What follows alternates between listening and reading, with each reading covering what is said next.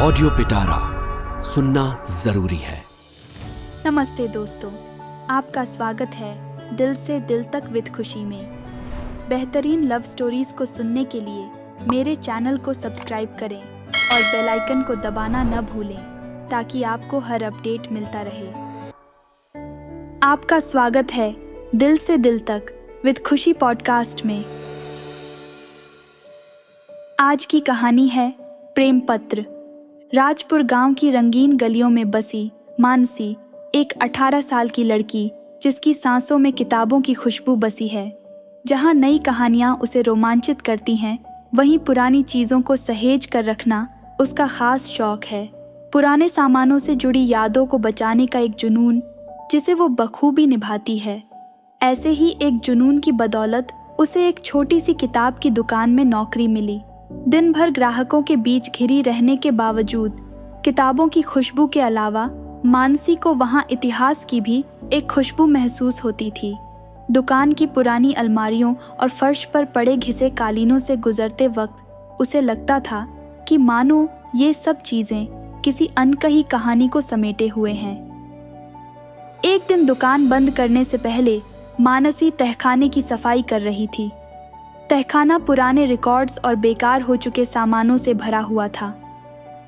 अचानक अंधेरे के कोने में उसकी नज़र एक पुराने से डिब्बे पर पड़ी।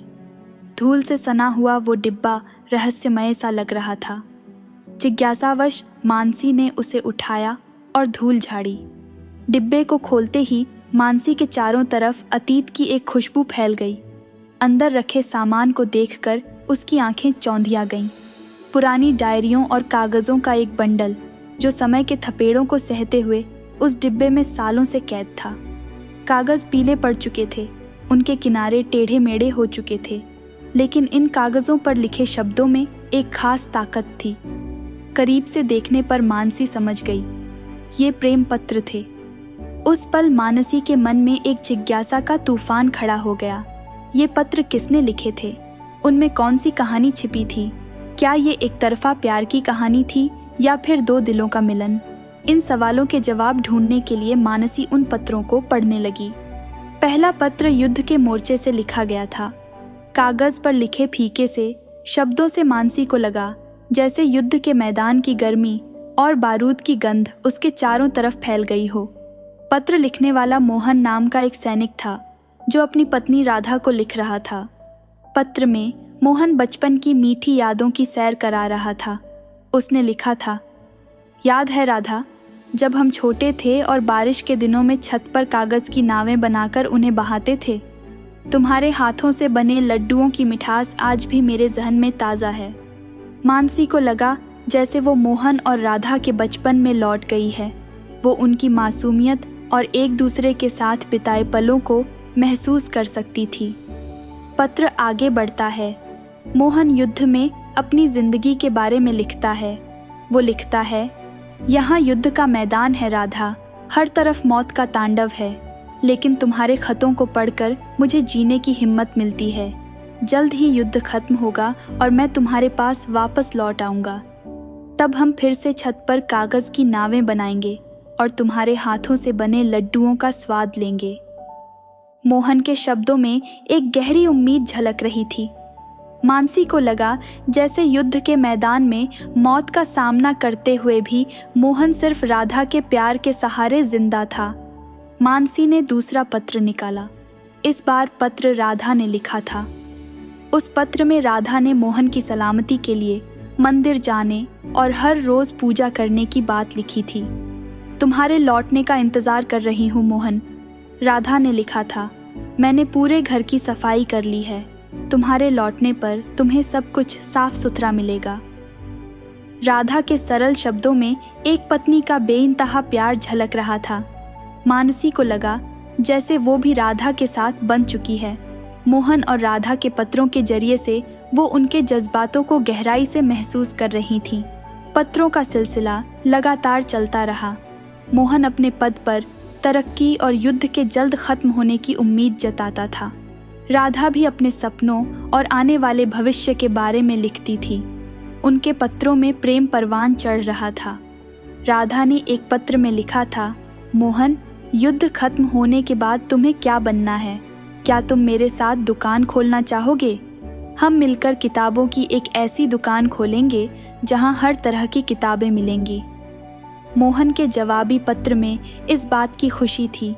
उसने लिखा था, राधा, तुम्हारे साथ दुकान खोलना मेरा भी सपना है, जहां हम किताबों के अलावा प्रेम की कहानियां भी लिखेंगे। मानसी उनके पत्रों को पढ़ते हुए मुस्कुरा उठी।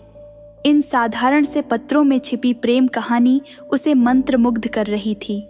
वो बेसब्री से अगला पत्र ढूंढने लगी, लेकिन डिब्बे में अगला पत्र नहीं था। कुछ देर परेशान होकर मानसी ने पूरा डिब्बा खंगाला, पर वहां कोई और पत्र नहीं था। शायद राधा और मोहन के बीच का सिलसिला यहीं खत्म हो गया था, या फिर शायद ये ही वो आखिरी पत्र थे जो बच पाए थे।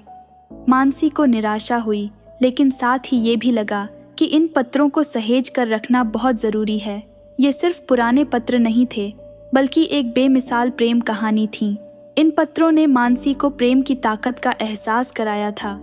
मानसी ने उन पत्रों को साफ किया और एक पुरानी डायरी में संभाल कर रख लिया।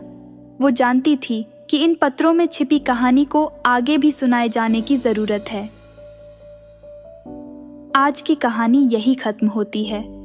अगले एपिसोड में हम जानेंगे कि क्या राधा और मोहन का प्यार युद्ध की आग में जल गया, या फिर उनकी प्रेम कहानी किसी और मोड़ पर मुड़ गई। उम्मीद है यह कहानी आपके दिल को छू रही होगी। कमेंट और रेट करके मुझे ज़रूर बताएं और अपने दोस्तों के साथ इसे ज़रूर शेयर करें। अगर आपके पास भी ऐसी प्यार की कहानी है तो मुझे शेयर करें podcast@audiopitara.com पर, और मेरे साथ जुड़े रहने के लिए फॉलो और सब्सक्राइब करें। दिल से दिल तक with Khushi, available in all major audio streaming platforms. अगर आप इस पॉडकास्ट को बिना एड्स के सुनना चाहते हैं तो अभी डाउनलोड करें audio Pitara app from Google play store. आपको यह प्यार भरी कहानी कैसी लगी? लाइक, कमेंट करके मुझे ज़रूर बताएं। अपने दोस्तों के साथ शेयर करें और चैनल को सब्सक्राइब करना ना भूलें। ऑडियो पिटारा सुनना जरूरी है।